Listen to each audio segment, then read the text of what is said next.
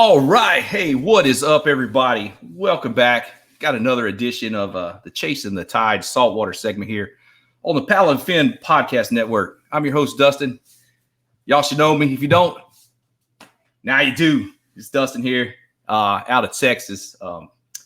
Things been kind of weird the last few weeks. We've had a bunch of rain. We had some tremendous rainfall, kind of affected some of our little backwater areas and stuff. So I have to adjust for some fish lately, and just been setting up on some grass flats with some sand pockets and crushing some reds on burning spoons and curly tail grubs. Grande actually makes a really good one that like suspends really well with a belly weighted hook. So, that's what's been going on the past few weeks. Had a tournament couple weeks back. Me and my teammate Mike did pretty good. Had a third place finish in that saltwater angler and the professional redfish league.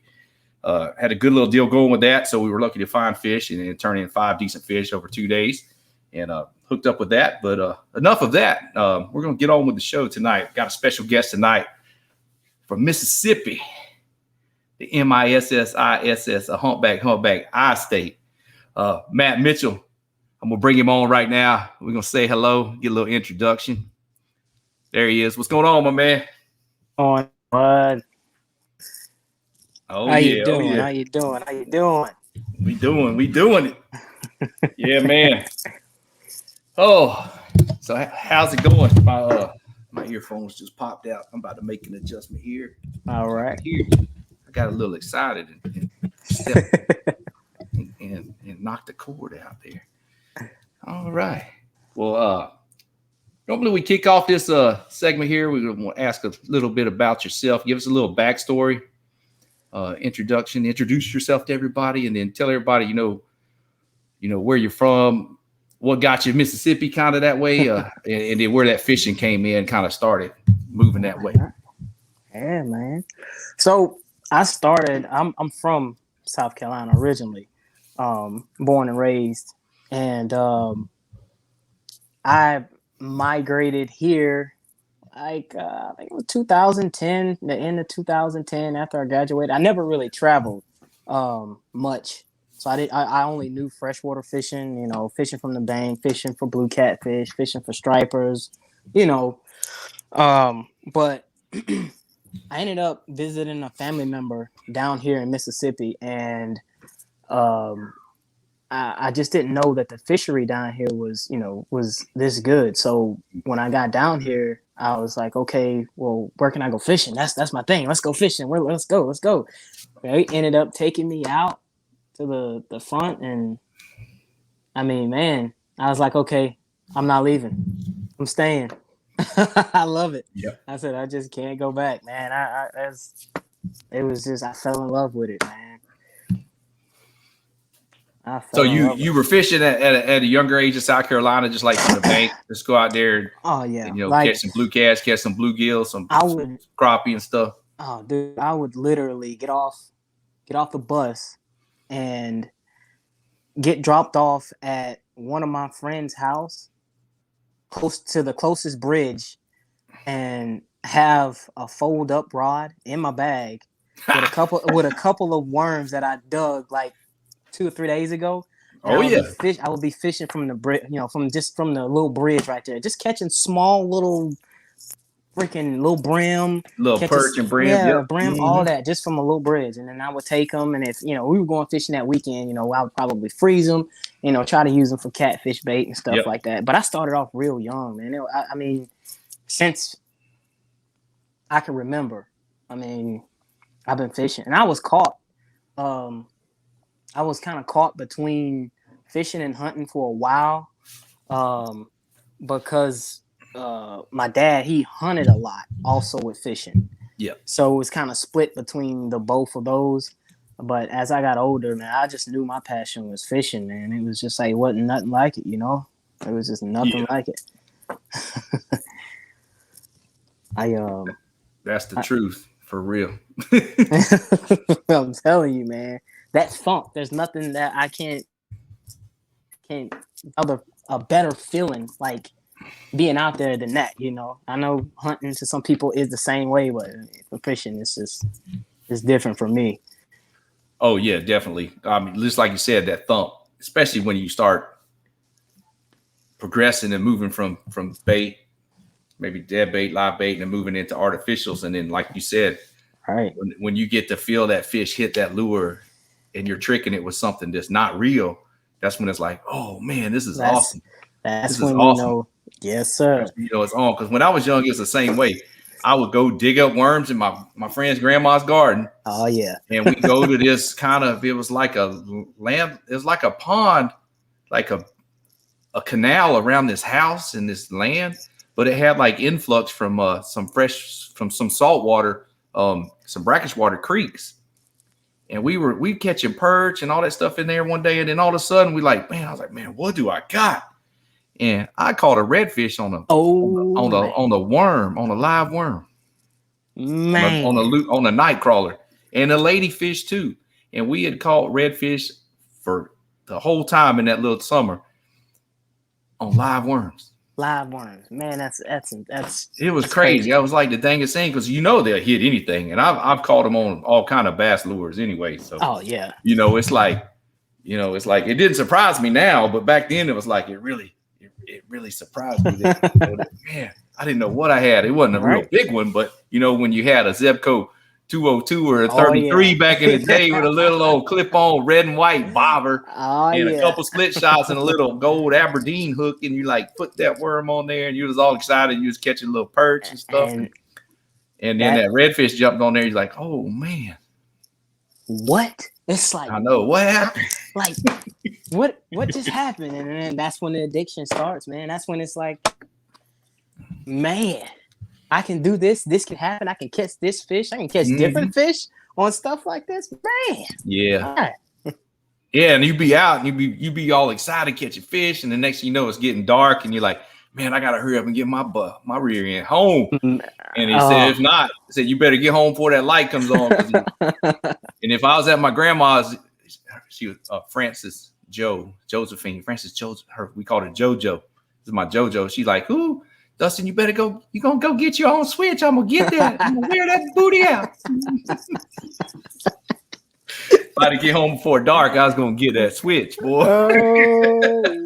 I know what you're talking about. Or the fly swatter, or the wooden spoon, or whatever. Whatever was around. My granddad would be laughing. He was a fire chief in town, and he, as I got older, I would fish with him and my uncles and my dad and everybody. But it was the same, he'd be giggling back in there. That boy, all he would do is fish. That's how it was, man. I was all up in it too. That's the good part about it. Because my parents, like, he knew that I was just when I was leaving, like when I got on my bike and I had my rod, he just knew that I was going to fish, and he just asked, which bridge you going to, and I'll just pick you up later on. It's like, okay, all right. Yep. And then some days I just been like, okay, well, I ain't catching nothing. I'm gonna stay down here a little bit longer. Ended up staying out there till freaking it got dark. Cars are passing by, people asking me. Everybody was friendly out there. You okay? Yeah, you back okay? That's them southern small towns. It's like everybody. Yeah. That's how I was where I live. Yeah. Yep.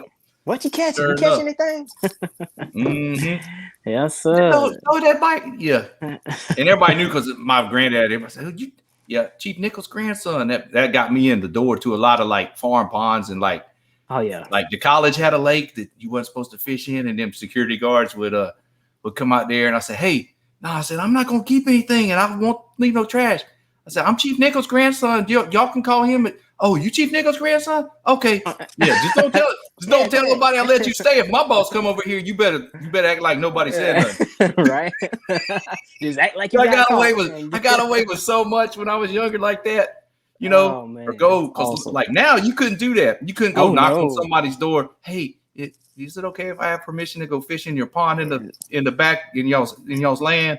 Like a lot of that wouldn't happen now. And then back then, that was in the 80s. I'm talking my age right now. So, all right, man, that was pretty cool. Kind of reminiscing about that, Man, it's that's awesome, good dude. Stuff and good times. Yeah, man, it is awesome. So, now you're in Mississippi and everything. You moved from South Carolina pretty much right out of high school. Pretty much right out of high school, man. There was a time that I went back. I did go back to South Carolina for about 6 months. I was like 6 months to a year. It was just a back and forth thing. Most of the time I was in South Carolina, but Yeah. that was me just missing home, feeling homesick. Yep. You know, I got to that point where I was like, you know, I miss my family. I want to go back. You know, I want to stay around. I want to be around them.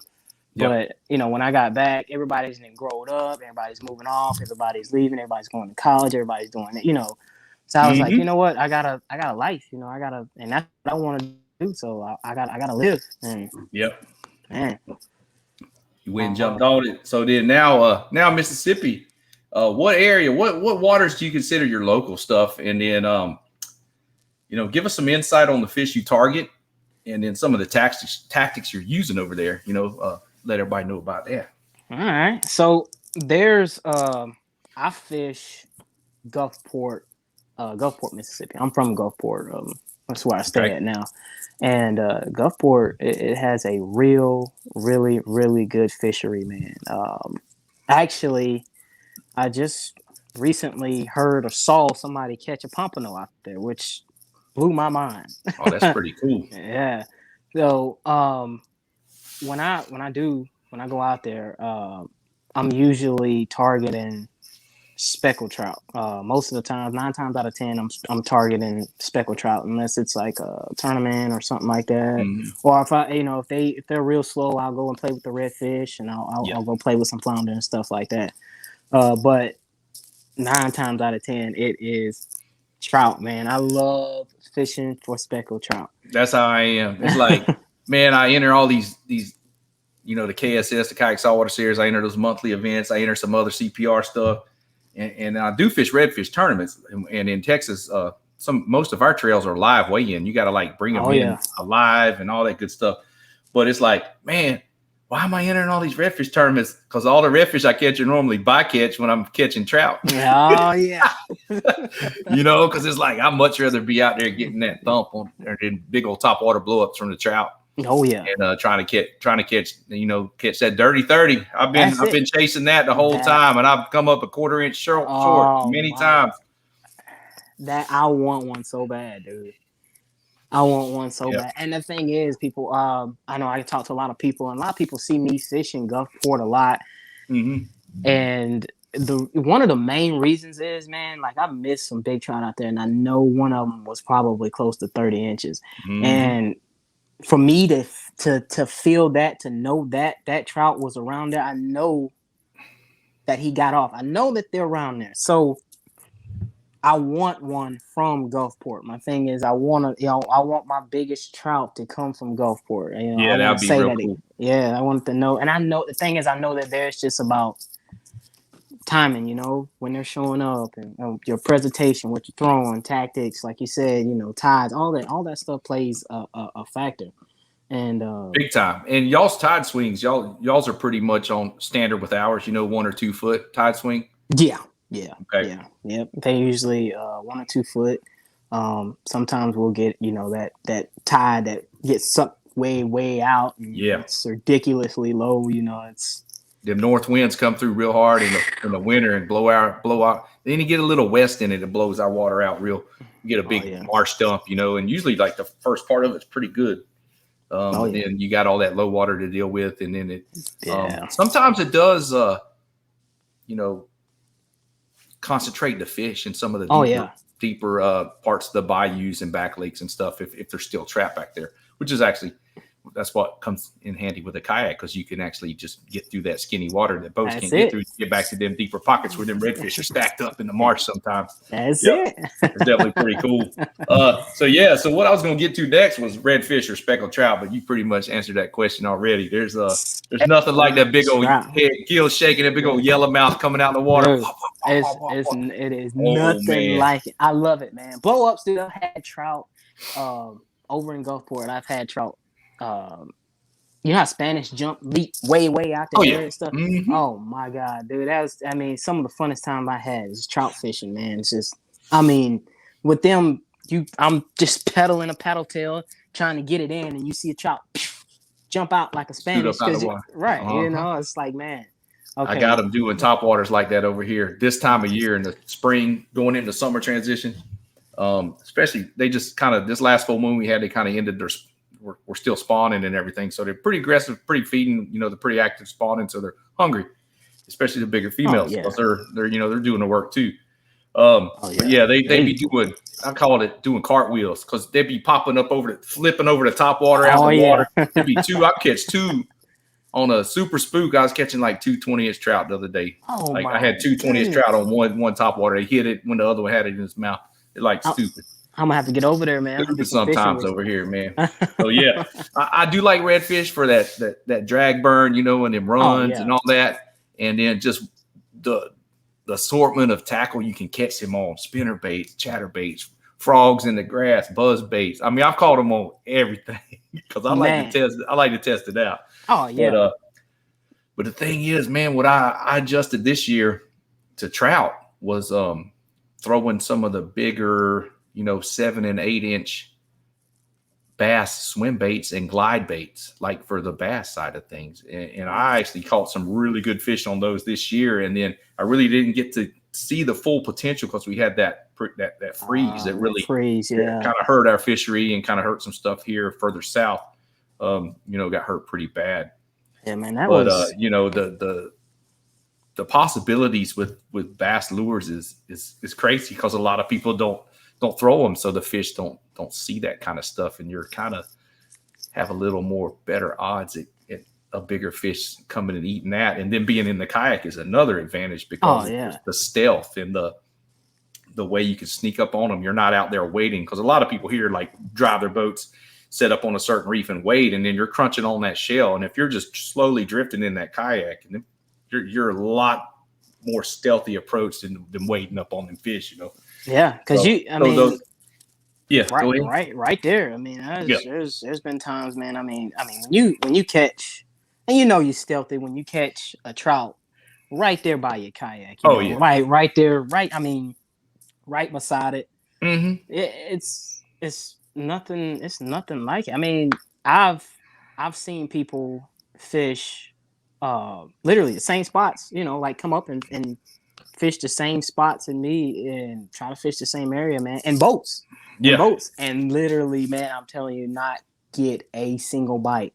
And I being a fisherman, I want to see if they got kids and stuff like that. I want them to catch fish. So of course I'm going to tell them everything I'm doing, what I'm doing, what I'm throwing, how I'm throwing it. Because I want those kids and I want them to have that same experience that I have. Yes. So they'll come back, and do the same thing. Well, and it's just, you can tell them that and it just won't work, man. It's just that stealth, I guess that's what it is. The stealth and then understanding the like you said earlier about setting up with the water movement, the current, the way the fish are going to be set up. All that comes into play, especially when you're presenting artificial baits at a fish. Absolutely. A lot of people overlook that, and they might not. There's a lot more to it than just giving somebody a spot. A lot of these YouTube guys are out there spot burning, and they list their spots and they do this and they're giving this Patreon crap, and they're paying for these waypoints where they caught their fish. Well, I'm gonna tell you, not everybody can just go out there and catch a fish. And that's it. It's going to be different tidal conditions, different water clarity, different temperature, different barometric pressure, different moon phase, different everything. So all them factors come down to what you got to be able to do to present that bait to that fish the right way, because he might be set up different in the current, and it's not going to look natural to him, and they're just going to avoid it. So I mean, that's it. I don't know. So, Mikey, people can try to harp, but I don't care. I'm not a fan of the spot burners on YouTube, and I said that.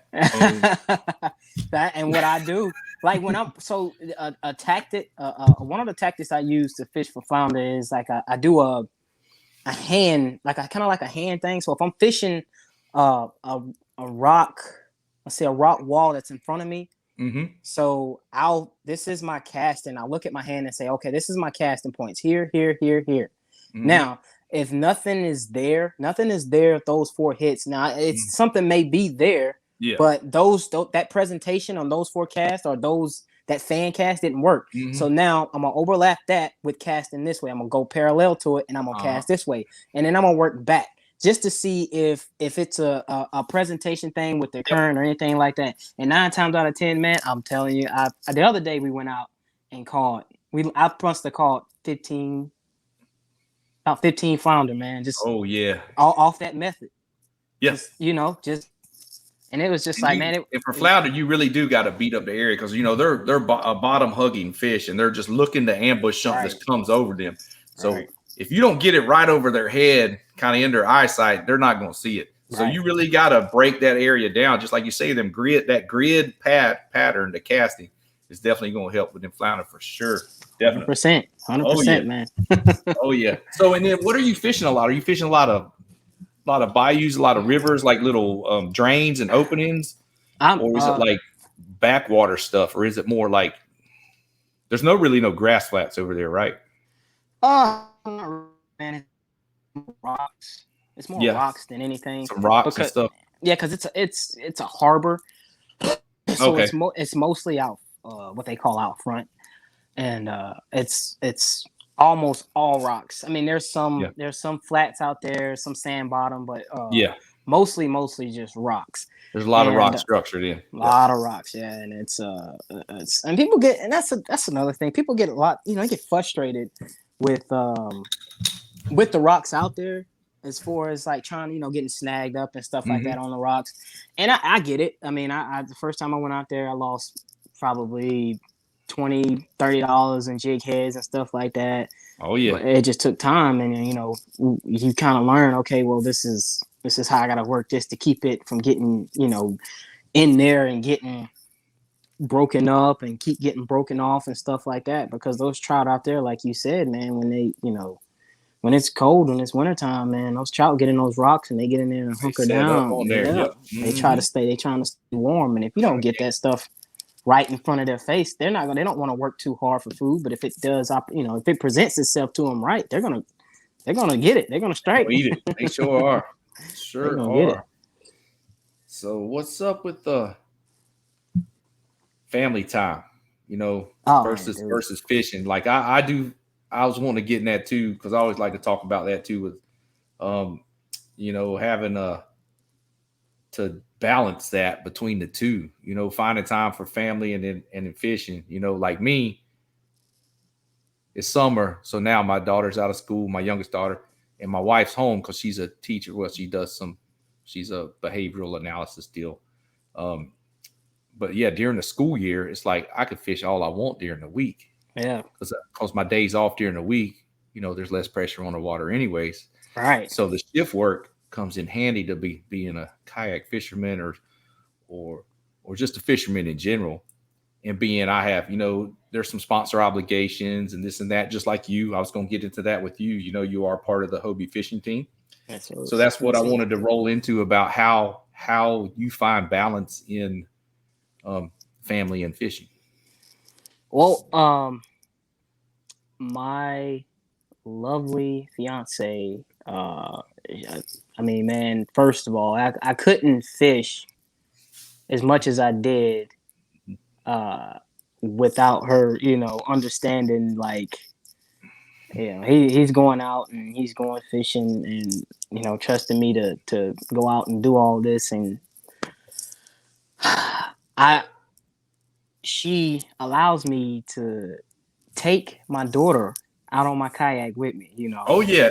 So it's like, I know a lot of moms and stuff like that are like, you would never take my daughter out there like that, She trusts me enough to know that we're going to be safe out there and have fun and stuff like that. And then either after I'm done fishing, it's either only like one day that I'm fishing a week, and then the rest of the time is just theirs.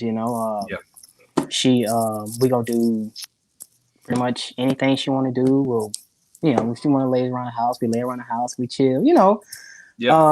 But I try to just more give her time. Yep. That way I can have time to go fishing. I know. Because me, that's like, I like to try to fish during the week, but like I said, I got to give her a schedule of all the tournaments on the weekends. Right. Because if some of the weekends I'm working and I'll take those days off to fish a tournament or sometimes I'll be on nights and I'll fish right after I get off work. Right. And fish a tournament. So I can fish a tournament that weekend, and it isn't a weekend where I'm off. But like you said, we just you gotta balance that stuff, man. And with a good, we couldn't fish as much without a good woman by our side. That's it, man. And then still having time to spend with the kids and do stuff like that. My daughter's involved in volleyball. She's on her middle school cheer team. So the evening games and all that, I love that because I still, I can still fish, and then still got time to fish in the morning and pick her up from school sometimes, or actually sacrifice that morning bite to take her to school, and then go after I drop her off, that's just the balance you got to find. And that all comes with it, like they say, happy wife, happy life. That's so it. You take care of business and then you can fish. That's it. You gotta have that balance. You got to have it, because if not, I mean, some people's relationships end, or some people's families aren't just they aren't happy, or it ends up being a bad situation when you don't have that balance. Yeah. When you don't have that balance, it end up being real bad, or a whole bunch of issues. So that can break down pretty quick if communication and balancing things, But like this,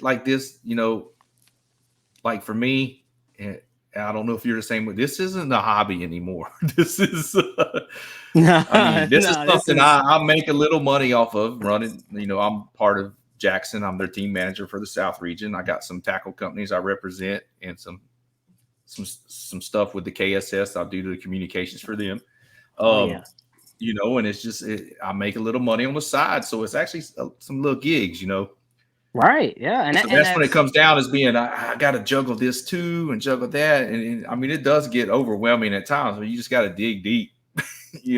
I would love to just be able to do something in the kayak or fishing industry full time and get away from that plant life I'm in right now, working at a chemical plant. I would just love to do that. That would be great. That's what I'm working towards, dude. To be honest with you, that's what I want. Like that's what I want to do. Like I want to be able to, they say when you wake up in the morning, and if you don't wake up in the morning and smile and jump and be ready to go do your job, you're not happy. You're not happy. Yep. And I feel like, kayak fishing, man, I don't consider that a job, and somebody told me that, if you when you don't look at it as a job and you love doing it and you make money or you make a profit or you make a living off doing it, then, that's what it's all about, and that's where I'm trying to get to, where I can wake up and say, okay, man, I'm going out here to kayak fish, to have fun, to just go out there and do what I love. Yep. And that's it. We're a wild bunch. I mean, the camaraderie is great in the community. I was talking to somebody earlier, and I said, the whole deal starts with the clubs, like the Facebook groups, like the kayak fishing groups and the clubs. And that's the grassroots of the, like, starting to have some little participation stuff in tournaments. But like, we go hard. We hardcore. I'll wake up at 2:00 in the morning, load my stuff up, and drive 4 hours to a tournament, dude, and then fish all day and then drive home. Last weekend, just last weekend, we woke up at 12:30. We woke up at 12:30 in the morning. Got everything. Well, we had stuff loaded up from the day before. Got up, left, went to Navarro Beach. Went out there because the pygmies coming up. Yeah, so we went out there. We got some pre-fishing. Hell yeah! Hey, that place looks legit. That whole. Dude. Oh man, we going off topic here, but dude, that's next weekend. It's right. Is it next? It's the 19th. The 12th. No, the 19th. Yeah, Father's Day weekend. Yep. Dang. Yeah. I got a tournament on Rayburn that day. I'd love to. We got some guys from Texas heading over there. Yeah. We got a good little contingent from Texas group heading over there, so they should be good to go. I would love to. I got, I like to do the offshore stuff too. We got some good stuff over here. Actually, today was a great day. We had a couple people go out and get some nice kings and some snapper. Heck yeah, saw some post earlier, but do that reef off Navarre. That looks legit. Dude. Like some cobia. There's some and the you can get some dorado move in, some dolphin every now and then, sailfish close. Yeah, big tarpon like certain times a year. Because I know them boy Brandon Barton and Ben Parrott and all them. Oh yeah. Yeah, they're Hobie guys too. Oh Donnie. Oh yeah. Yep. All them, and Matt Van lives over that way. He'll be around. Oh yeah. That should be good times over there for that pygmy, that tournament. It's gonna be good. And that guy that runs that's a hoot. I should have him on this show. I should try to get him on here too and see what's up. I had to talk to him, some man. Crazy graphics and all that stuff. Yeah, my boy Tracy talks to him a little bit. Tracy Dedman, he's on Hobie also. He's from South Padre area over here. I'll be making the track over there. Okay. I'm bummed I can't make them. I'm gonna put that on the list for next year.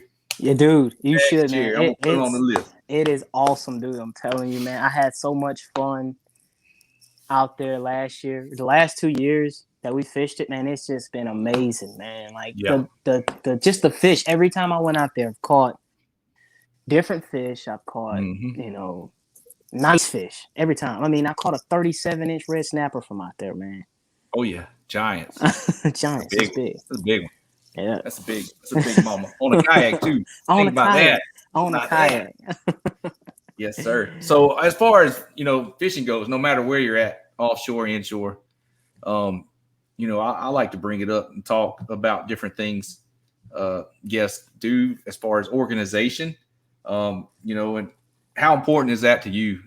Once on the water, to know where everything is and have everything situated on your kayak. Are you a stickler for having everything in the same spot?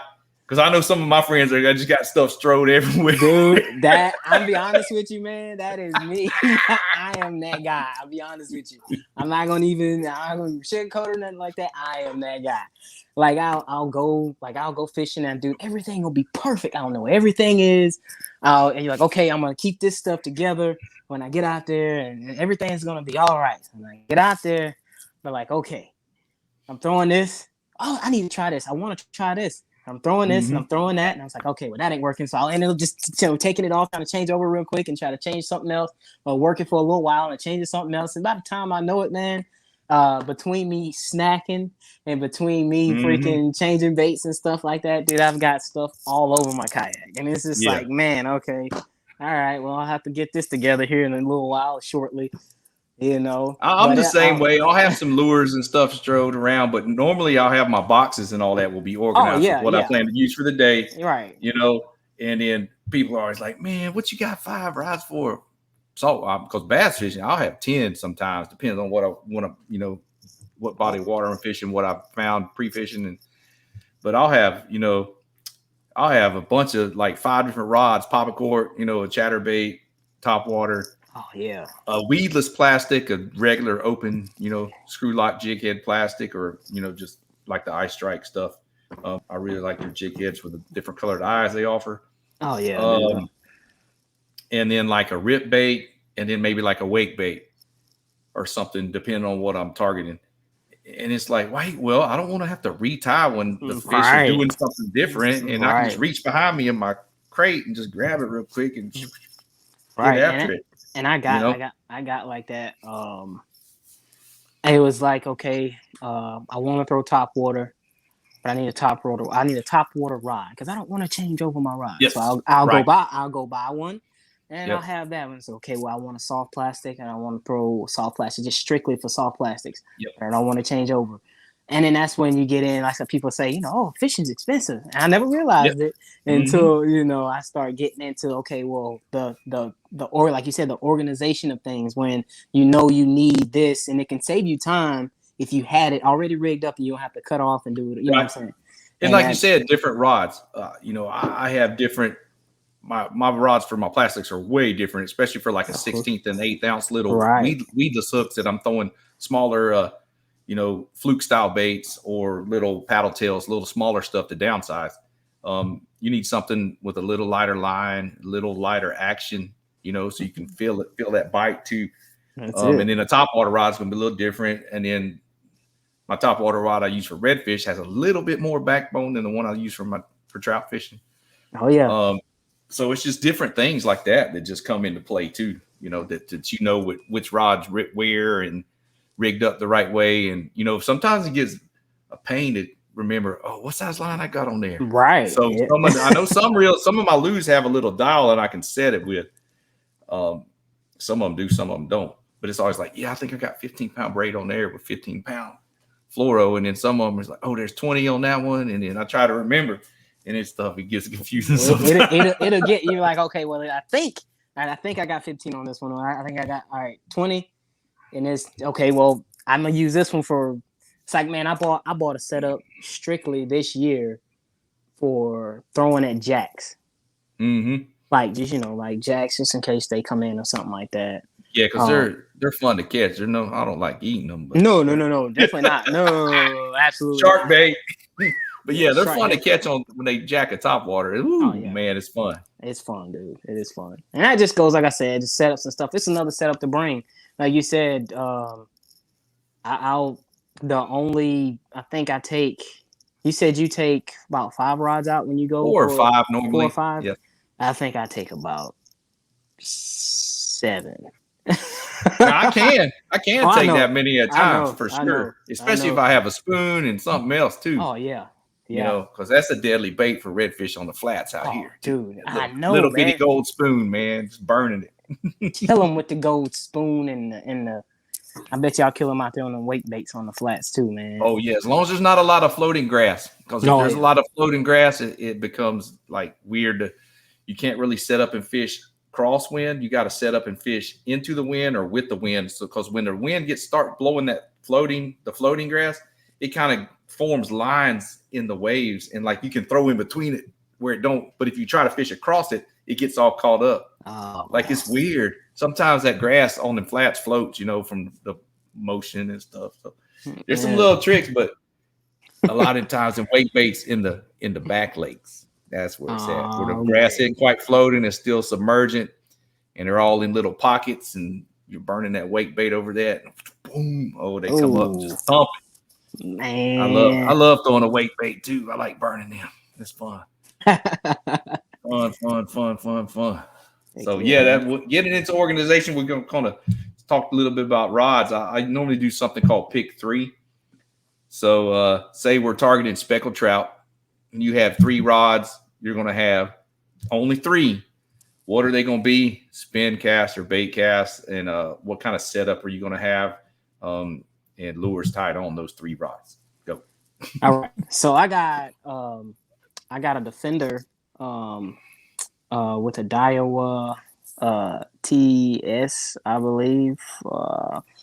And I got it paired with, I'll go light with I got 12-pound, I use 12-pound mono, and I'm using a high water Wild Thing, soft plastic swim bait.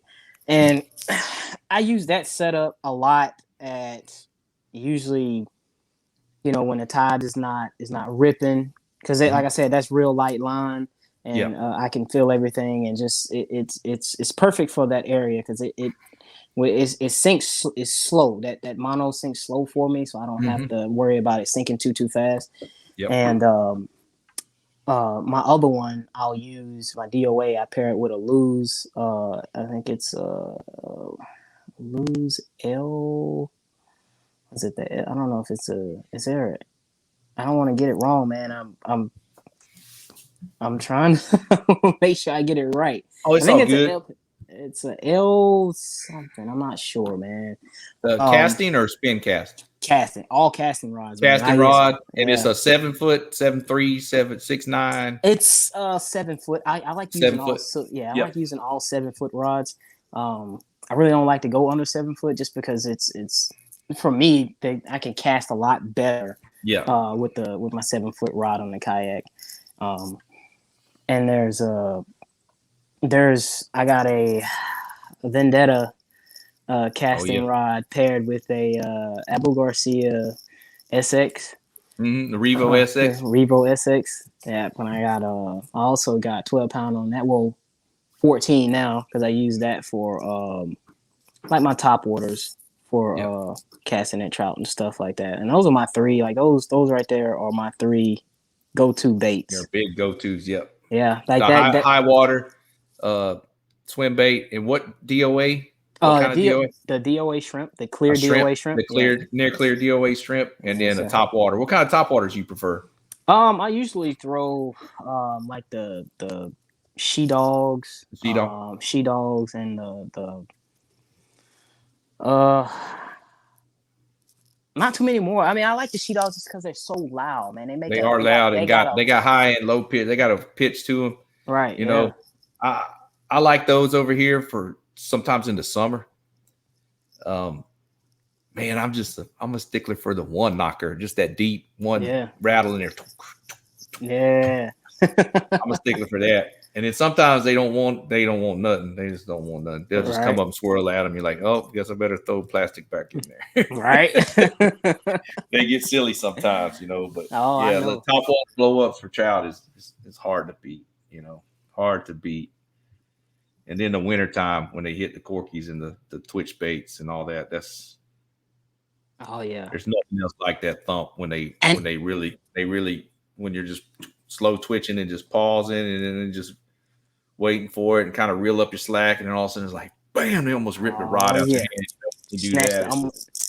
There's All day. you ever use those Paul Brown Devils? I've just Yeah. got into like using those recently.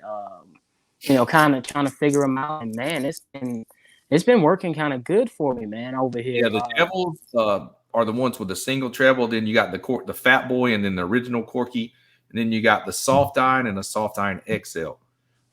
They've kind of based those baits all off of that original Corky, and then that original Fat Boy.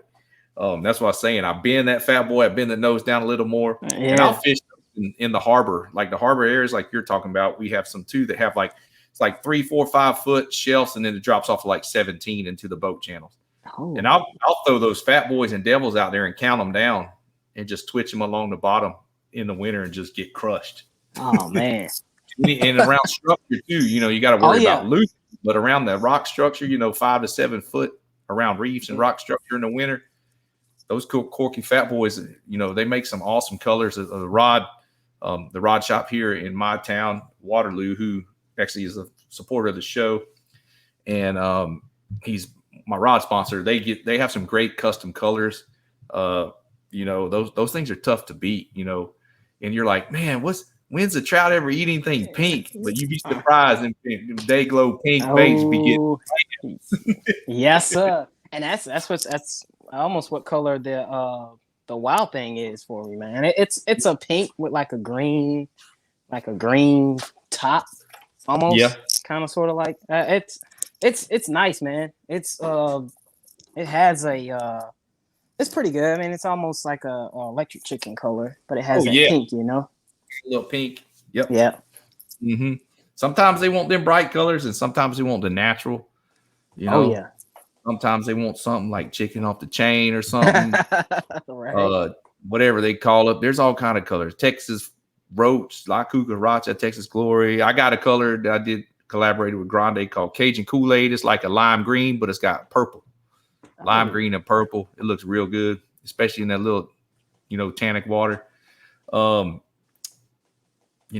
Just a white with silver flake, like a bone with gold. That's all my go-to colors right there. I think I got about 5 or 6 that I just have on rotation and kind of have with me. Something I'll have a light color, super light, and then I'll have a natural color. Then I'll have some darker colors for depending on water conditions, what I run into.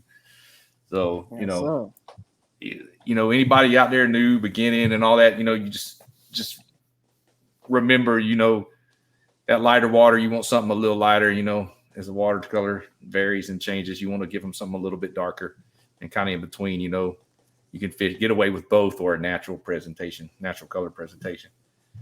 You got anything else you want to share with anybody?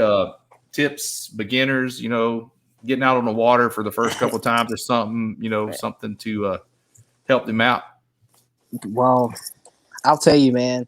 Don't be afraid to like try stuff. Don't be afraid to if you were catching fish on a bait last week, they may not be biting that bait. They may not be. It may be different. You may have to switch up tactics, and you may have to switch up styles.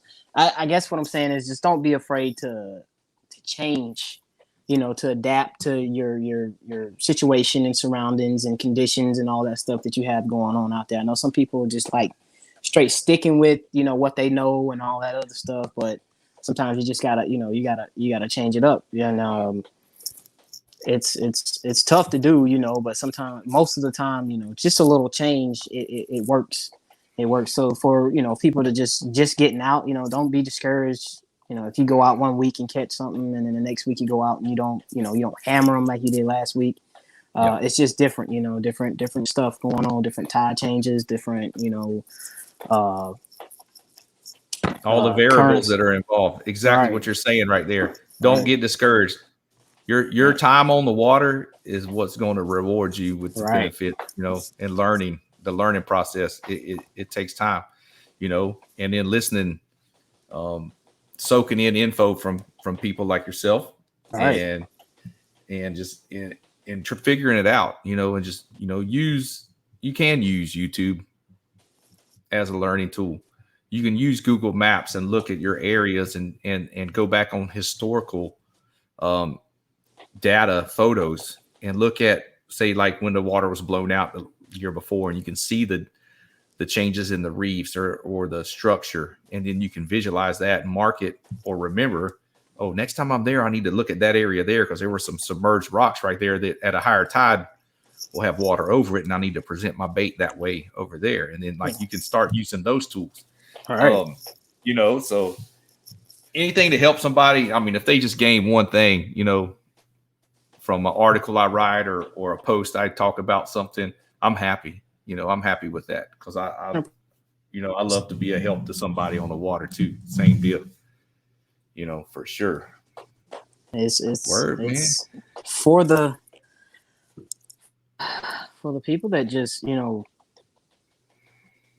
that don't, they see that progression.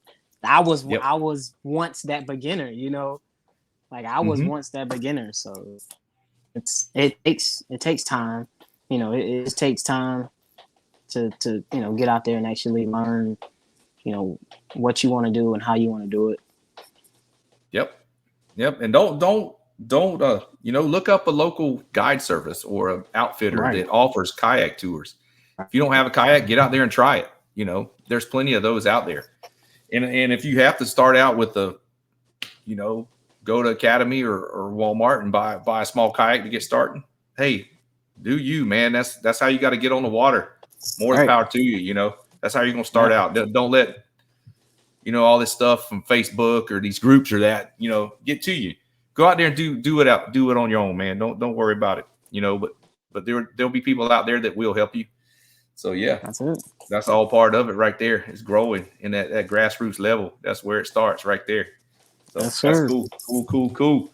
All right, man. Well, we about to wrap this up, man. See, it's already been almost 50 minutes. Oh man, get to roll and talk about fun, fishing, man. Oh yeah. Do this all day, man. Oh, I know. I could just, like my wife said when I started doing this, she tells everybody I could talk the paint off of a wall. So, hey, at the end, we like for our guests to be able to plug, sponsors and give some shout outs at. So, yeah, take the stage, brother. All right. So, over here in Gulfport, Mississippi, those guys are awesome. Who was that again? It's Everything Kayak and Bicycle. Everything Kayak. All right. Right on. Okay. Yeah, over here in Gulfport, Mississippi. Those guys are awesome. They, if you look into, we're just talking about if you're looking to get into a kayak and you have never been in one, then you can go to Everything Kayak and they have a pool there that they can put you in a kayak and let you pedal around or let you paddle around, let you get a feel for it and see if you like it or not, and that's really that's an awesome thing to have. You can how you're gonna like the kayak before you get out on the water right there. Yep. So that's a really, really, really awesome store. Also, I want to give a shout out to Hobie for making me a team member. I surely appreciate it so much. I can't wait to show the Hobie team what I can do the rest of this year. What they expect out of me, I'm going to blow that out of the water. There you go. I got there you some go, plans my man. for some big things. I got plans for some big things coming up, and hopefully it work out for me, and we'll be good with that. Want to give a shout out to High Water also. High Water Fishing Lures, a company out of Louisiana that I'm sponsored by. They make a lot of soft plastics. They make a lot of they make some freshwater baits for bass and stuff like that, like creature baits and stuff like that. Real good company, real durable plastics. It is awesome. I throw them every time I go fishing.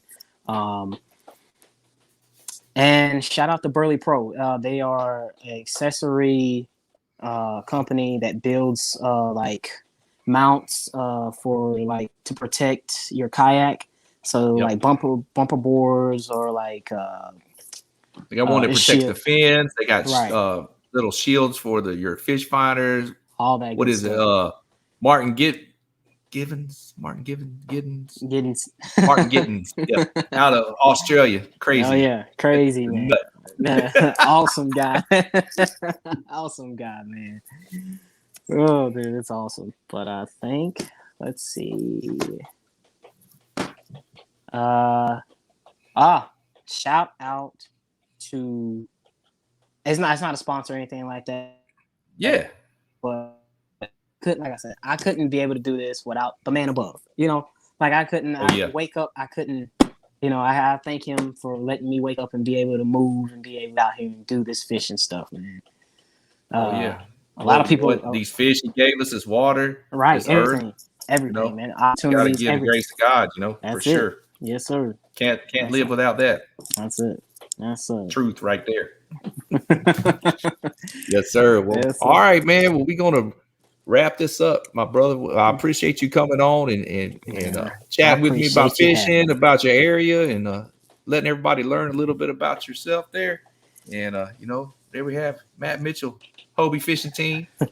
Great all around angler. You know, he did well in our trout tournament we had at the beginning of the year. Gave a little run for the money. I was pretty stoked when I saw he was from Mississippi putting up them trout like that. I was like, look at that. The big ones didn't move in until the end. Like the day after, I was like, oh my God, I'm catching 25s and I'm catching 24 inches. And I was like, they just moved in, man. I was like, the big ones just settled in. But, you know, next time, man. And in the freeze. Yeah. That freeze put a hurting on me. Man. It's all good. We're going to have another one. We'll have another one coming up here pretty soon. Hopefully so. I'm looking forward to it, dude. I'm looking forward to it, man. Sure will. Well, all right, man. Well, we appreciate you coming on. And once again, thanks to all the listeners. And if you want to follow Matt on Instagram, it's right there. It's Matt _ Mitchell and then 4 underscores. It's right there on the screen. If you're watching the video, it'll be tagged. I'll tag it in the post too. We'll do an Instagram post and all that good stuff. Check it out right down there. Y'all give him a follow. Thanks again for all the sponsors of the show, Paddlefin Network. Thanks for bringing us on board, Waypoint TV. And we'll catch y'all on the flip. Oh, yeah. All right. Later. Later.